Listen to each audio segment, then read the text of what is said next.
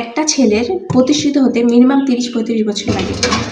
30-35 বছর বয়সে যখন সে প্রতিষ্ঠিত হয়ে যায়, তখন তার ফ্যামিলি তার জন্য খুঁজে 18 বছর বয়সী সুন্দরী যুবতী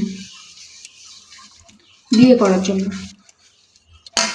তখন কিন্তু খোঁজে না তার ফ্যামিলি যে ছেলের বয়স 30, মেয়ের আমরা 28 বছর বয়সী বা 26 বছর বয়সী, না, তখন সেই বয়সে কোনো মেয়ে খুঁজবে না, তখন খুঁজবে 18 বছর বয়সী সুন্দরী যুবতী।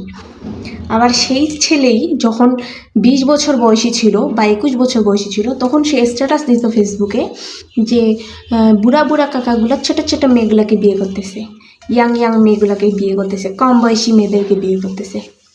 তোরও যদি কম বয়সী মেয়েদের বিয়ে করার ইচ্ছা থাকে, তাহলে তুই 20 বছর বয়সে বা 22 বছর বয়সে প্রতিষ্ঠিত হয়ে যা। এটা সমাজের নিয়ম ভাই, এটা বলার মতো কিছু নেই।